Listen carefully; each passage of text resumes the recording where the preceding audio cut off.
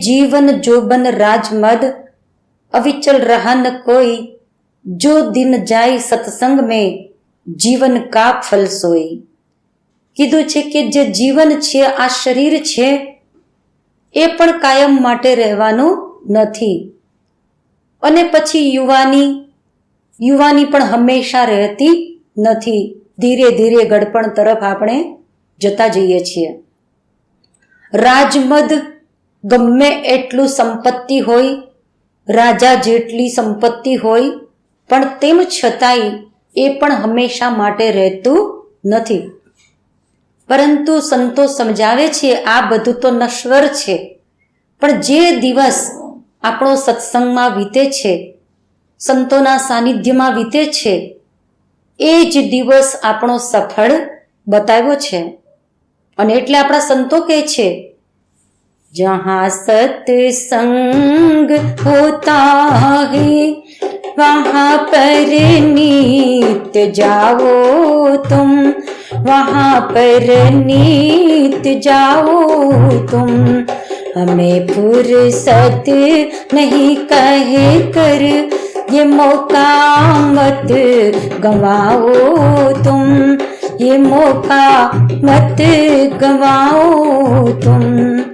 अरे सत्संग करने की न कोई उम्र होती है।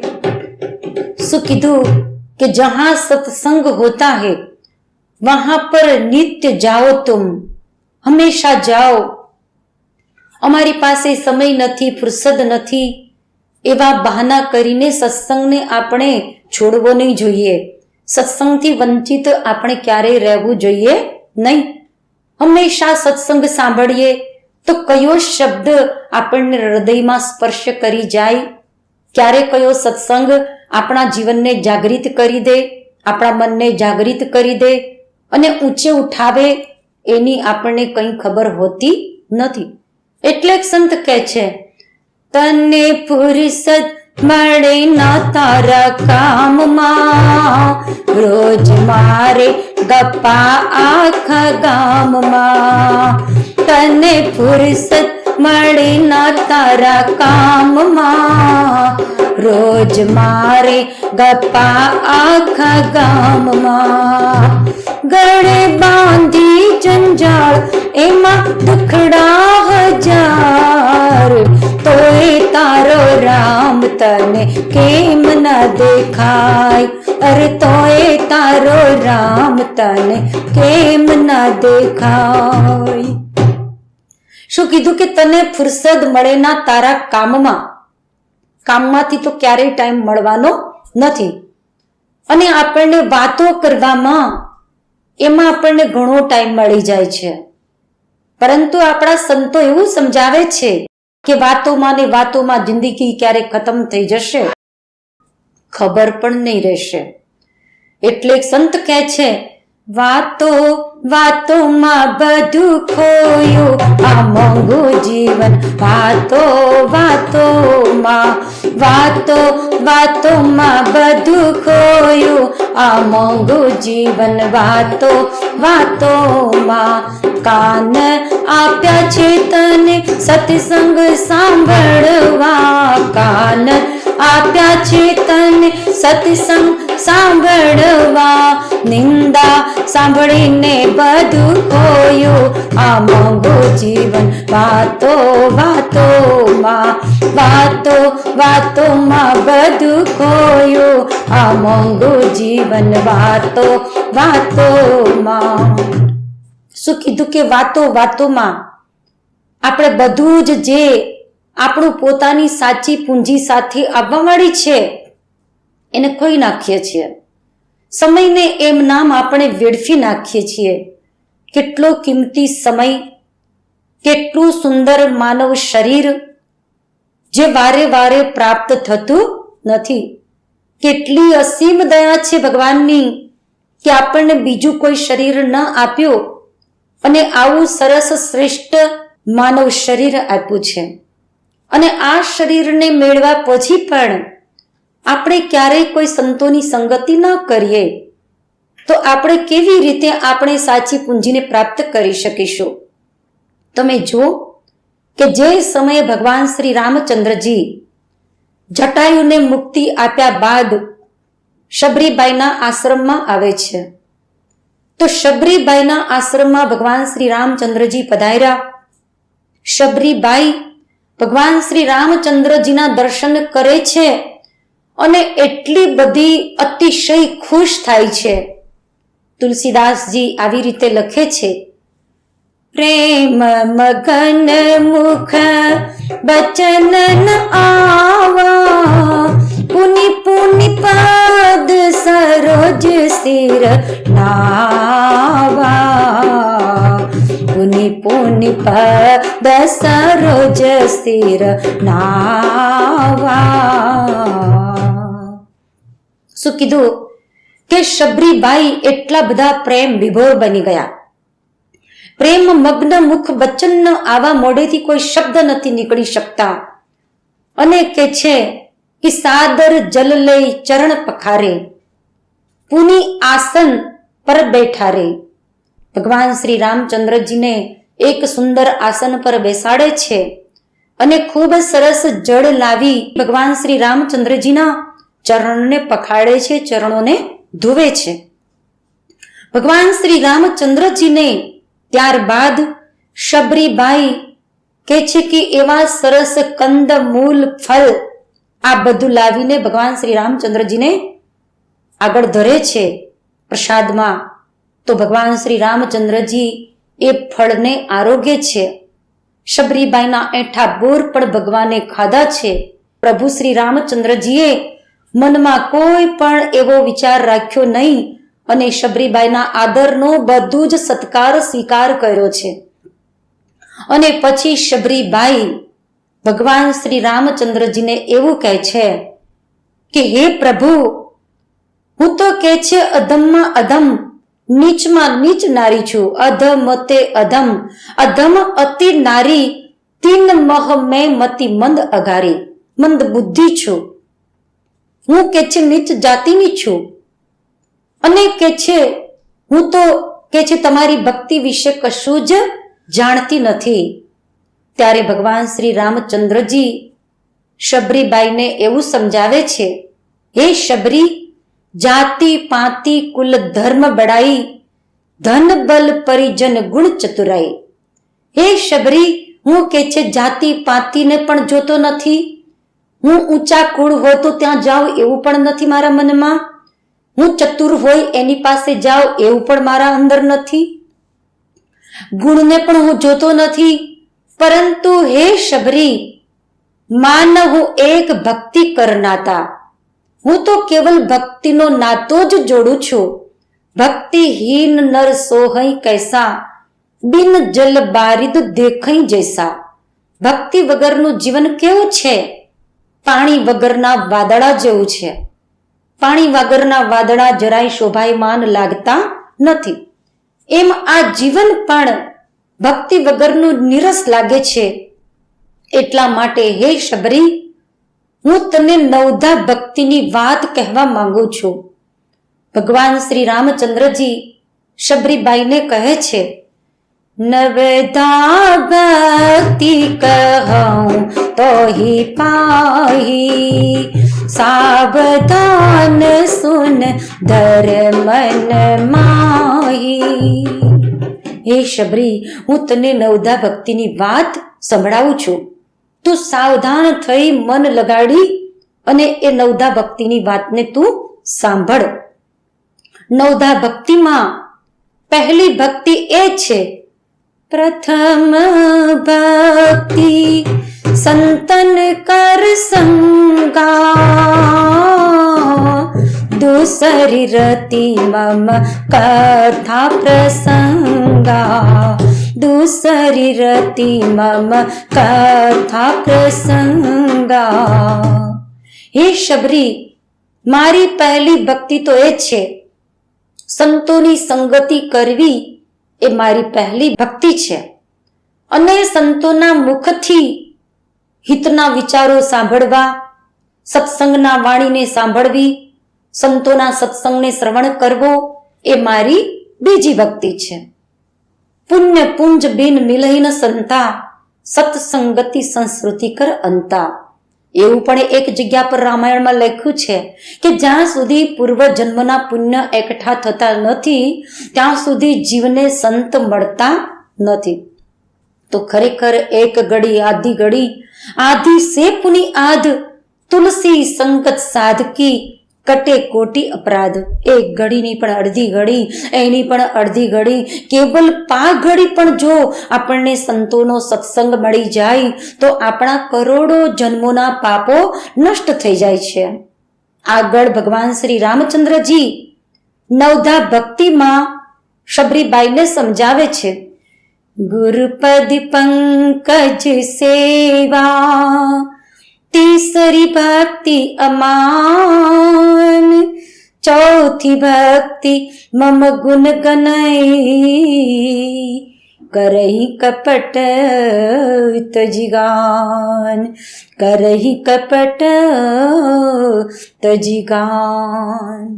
શું કીધું કે હે શબરી, સદગુરુ મહારાજજીના ચરણોની સેવા કરવી એ મારી ત્રીજી ભક્તિ છે. સદગુરુ મહારાજજીની આજ્ઞાનું પાલન કરવું એને જ સદગુરુ મહારાજજીના ચરણોની સેવા કર્યા બરાબર કહેવાય. અને કે છે ચોથી ભક્તિ મમ ગુણ ગ્રહી. ચોથી ભક્તિ મારી એ છે કે મારા ગુણોને ગ્રહણ કરવા, મહાપુરુષોના ગુણોને ગ્રહણ કરવા. એ ચોથી ભક્તિ બતાવી છે. અને હકીકતની અંદર મહાપુરુષોના ગુણ જો અગર જીવ લીધા જ કરે તો ખરેખર ધીરે ધીરે એ જીવ એટલો બધો ગુણોનો ભંડાર બની જાય છે.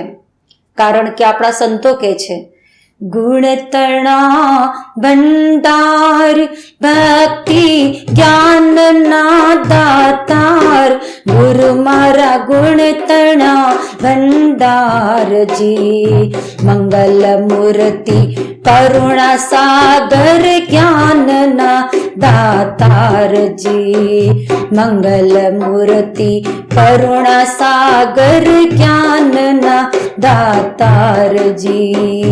સેવક જનને સુખી કરવા, સેવક જનને સુખી કરવા આપનો અવતાર, ગુરુ મારા ગુણતણા ભંડારજી, ગુણતણા ભંડાર ભક્તિ જ્ઞાનના દાતાર, ગુરુ મારા ગુણતણા ભંડારજી.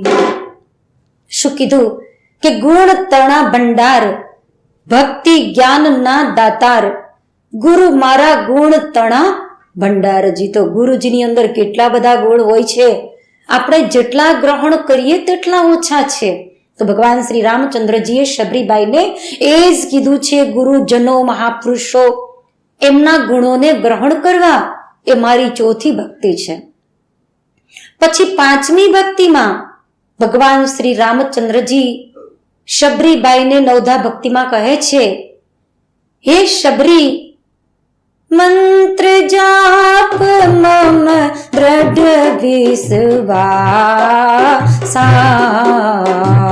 પંચમ ભજન સો વેદ પ્રકાશા, પંચમ ભજન સો વેદ પ્રકાશા. શું કીધું કે હે શબરી, મારા સાચા નામમાં દ્રઢ વિશ્વાસ કરીને સ્મરણ કરવું એ મારી 5મી ભક્તિ છે. પંચમ ભજન સો વેદ પ્રકાશા, એ જ મારા નામની મહિમા વેદોમાં પણ ખૂબ જ ગાવામાં આવી છે. તો એ નામની અંદર દ્રઢ વિશ્વાસ રાખવાની વાત કરી. બિન વિશ્વાસ ભક્તિ નહીં, તેહી બિન દ્રવહીન રામ, રામ કૃપા બિન સ્વપ્ને હો, જીવ ન લે વિશ્રામ.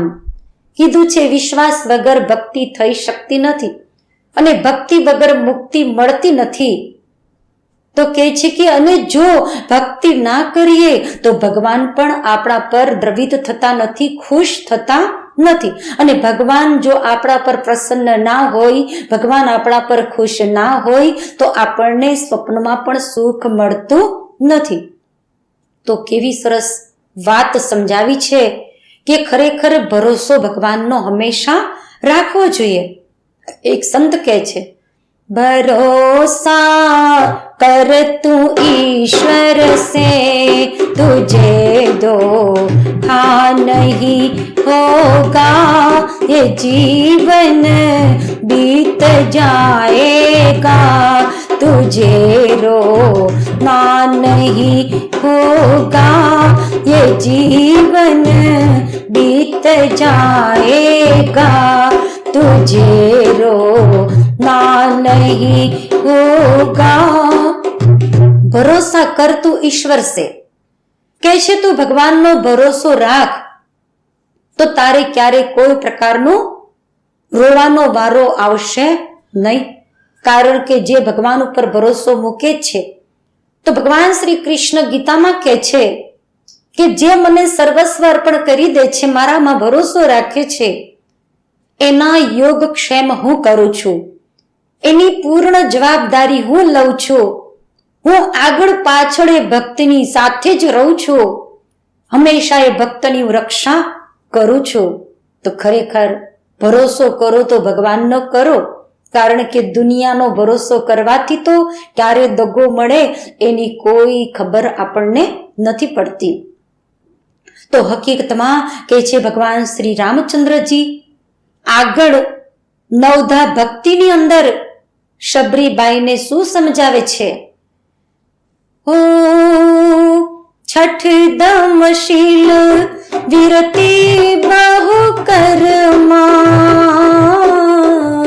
નિરત નિરંતર સજ્જન ધર્મા, નિરત નિરંતર સજ્જન ધર્મા.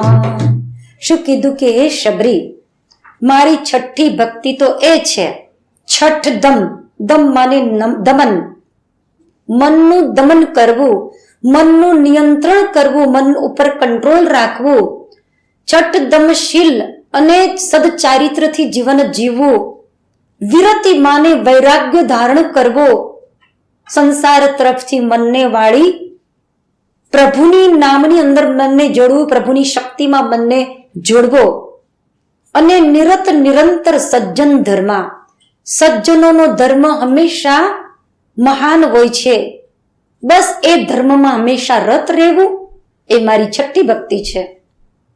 આગળ ભગવાન શ્રી રામચંદ્રજી શબરીબાઈને સમજાવે છે સાતમી ભક્તિમાં કે હે શબરી, સપ્તમ મોહિમય સબ જગ દેખે, સપ્તમ મોહિમય સબ જગ દેખે, મોતે સંત અધિક કર લેખે, મોતે સંત અધિક કર લેખે.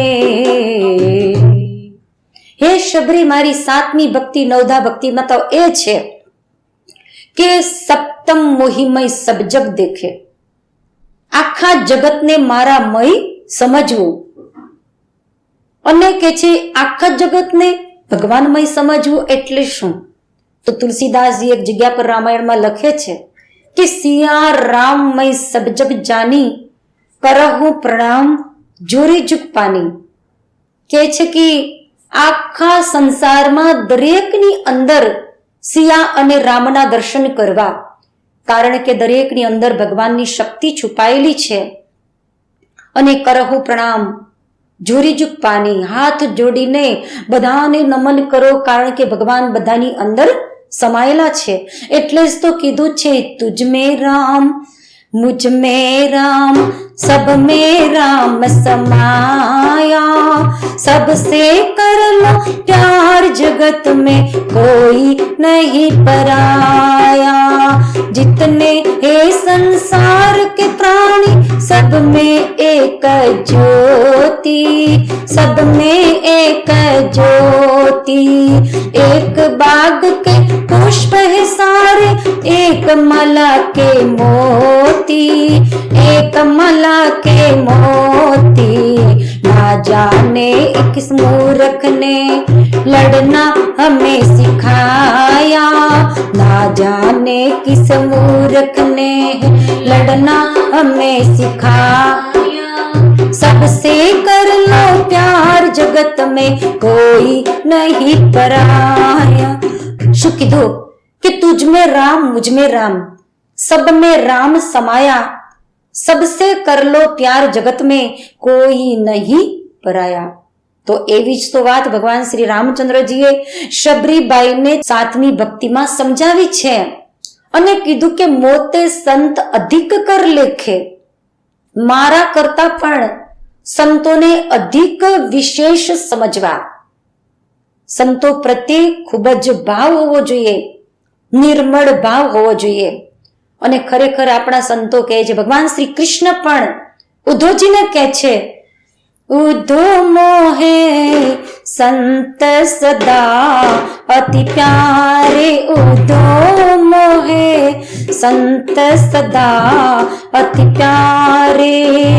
संत मिले तो मैं मिल जाऊं, संतन मोह से न्यारे। उद्धो मोहे संत सदा अति प्यारे, उद्धो मोहे संत सदा अति प्यारे। કીધું હે ઉદ્ધવજી, મને સંત અતિ પ્રિય છે, તમને જો સંત મળી જાય તો માનજો કે હું પોતે જ તમને મળ્યો છું, કારણ કે સંત મારાથી જરાય અલગ નથી।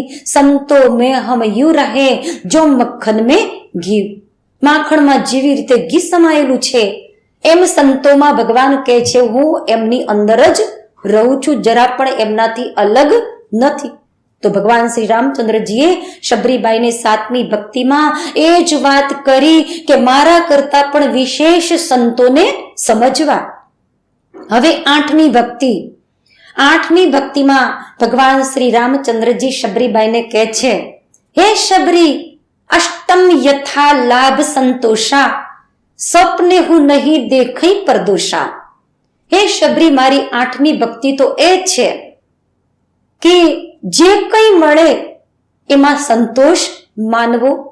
गोधन गजधन बाजी धन और रतन धन खान, जब आवे संतोष धन सब धन धूरी સમાન। કે છે કે હાથી રૂપી ધન કદાચ મળી જાય, ઘોડા રૂપી ધન મળી જાય, ગાયો રૂપી ધન મળી જાય, ગમે એટલા સંપત્તિના માલિક બની જાય, પણ સંતોષ રૂપી ધન અગર નથી તો એ કોઈ પ્રકારનું એ સાચું ધન નથી। સંતોષ જીવનમાં હોવો જોઈએ।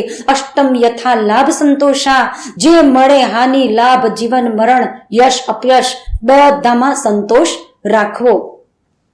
અને સ્વપ્નની અંદર પણ કોઈના દોષોને જોવા, અવગુણને જોવા નહીં, કારણ કે બીજાના અવગુણ આપણે જોઈએ તો એમના અવગુણ આપણામાં ભરાય છે, ધીરે ધીરે આપણામાં અવગુણ વધતા જાય છે, એટલે કોઈના અવગુણને પણ જોવાની ભગવાન શ્રી રામચંદ્રજીએ ના પાડી છે।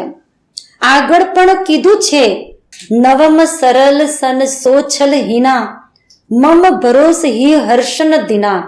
હે શબરી, મારી 9મી ભક્તિ તો એ છે કે છળ કપટ રહિત રહેવો, કોઈ પ્રત્યે છળ કપટ રાખવું નહીં, અને મારામાં ભરોસો હંમેશા રાખવો, અને હૃદયની અંદર કોઈ પણ પ્રકારનો હર્ષ કે શોક આવવા દેવો નહીં, સમાન રીતે જીવન હંમેશા જીવવું, એવી વાત શબરીબાઈને કીધી।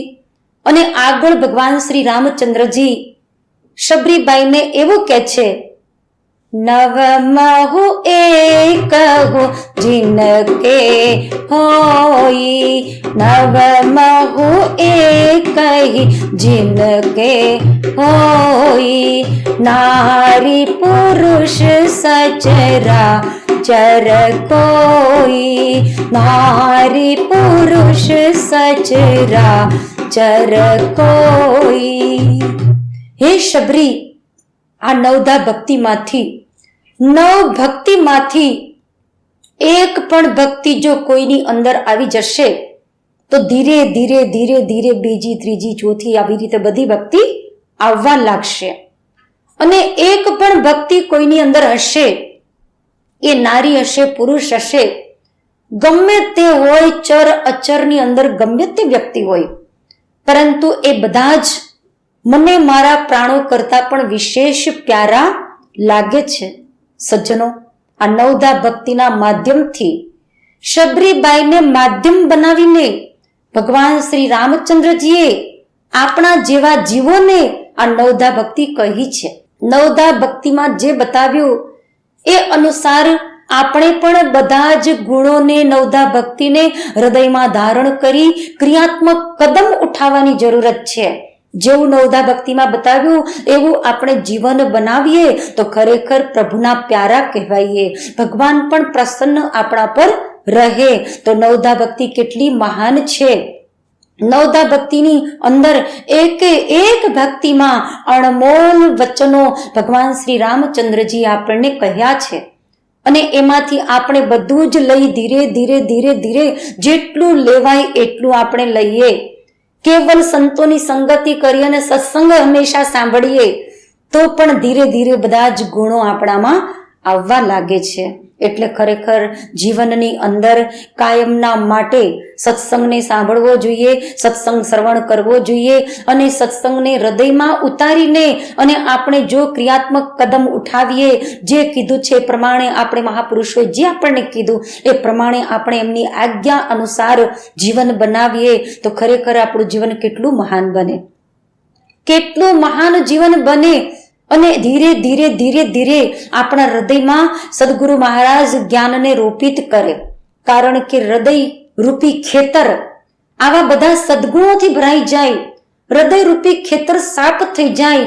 કામ, ક્રોધ, લોભ, મોહ, ઈર્ષા, અહંકાર રૂપી જે ખોટા છોડ છે ઉગેલા, એ બધાને ઉખાડીને ફેંકી દો. એ બધું નીકળી જશે ત્યારે જ જ્ઞાનનું બીજારોપણ સદગુરુ મહારાજ એક શિષ્યના હૃદયમાં કરે છે અને ત્યારે જ એ જ્ઞાન ફલીભૂત થાય છે. બાકી કોઈ સારામાં સારું બીજ હોય પણ અગર પથ્થર ઉપર પડી ગયું તો એ ક્યારેય ઉગતું નથી. એક સરસ પોચું ઢેફું હોય, એમાં જો બીજ પડે અને સમય સમય પર એને પાણી મળ્યા કરે તો જ એ ખૂબ સરસ વૃક્ષ કે છોડ ઉગે છે અને ફળ પણ આપે છે. એમ હૃદયરૂપી ખેતરને એવું કોમળ બનાવો, ઢેફા જેવું બનાવો કે જેમાં સદગુરુ મહારાજજી જે જ્ઞાનનું બીજ વાવે એ જ્ઞાન સરસ રીતે એક ભક્તિનો વૃક્ષ બની જાય, ખૂબ સરસ ફલીભૂત થાય અને આપણને આનંદના ફળ મળે. તો એ આનંદના ફળને આપણે પ્રાપ્ત કરીએ, જીવનને મહાન બનાવીએ. કારણ કે તો જ જીવન જીવ્યા કહેવાય. બાકી આ જીવન પશુ પણ જીવે છે અને માનવ પણ જીવે છે. જીવન તો એ પણ જીવે છે, પરંતુ ભક્તિ વગરનું જીવન એ પશુવત જીવન બતાવ્યું છે. અને ભાગવતમાં પણ લખ્યું છે કે આ માનવ શરીર પરમાત્માની પ્રાપ્તિ કરવા માટે જ મળ્યું છે. સદગુણોને મેળવી, સદગુણોની વહેંચણી કરીએ અને સારા સમાજને આપણે ઊભો કરવાના પ્રયાસ કરીએ. જેટલું થાય તેટલી મહેનત કરીએ અને સમાજ સાચા જ્ઞાની લોકોથી ભરાય અને આપણા દેશની અંદર અને દરેક દેશોની અંદર એ જ્ઞાનનો ફેલાવો થાય. સદગુરુદેવ શ્રી સતપાલજી મહારાજની એ એક જ મહાન ભાવના છે કે સમાજની અંદર કોઈ પણ જીવ જ્ઞાન વગરનો ના રહે. દરેક વ્યક્તિને જ્ઞાન માટે જિજ્ઞાસા થાય, સદગુરુ મહારાજના દરબારમાં આવતા થાય અને જ્ઞાનને જાણી ધ્યાન, ભજન, ભક્તિ કરી પોતાના જીવનને સફળ બનાવે. આ જ્ઞાન માનવ ઉત્થાન સેવા સમિતિ ના સંસ્થાપક સદગુરુદેવ શ્રી સતપાલજી મહારાજના દરબારમાં પ્રેક્ટિકલ આત્માનું જ્ઞાન બતાવવામાં આવે છે અને આત્માનું જ્ઞાન જાણ્યા પછી જ ભક્તિની શરૂઆત થાય છે. તો હકીકતમાં આપણે જાણ્યા પછી એ આપણે પણ ભજન સ્મરણ કરી પોતાના જીવનને સાર્થક બનાવીએ. બોલીએ શ્રી સદગુરુદેવ મહારાજ કી જય.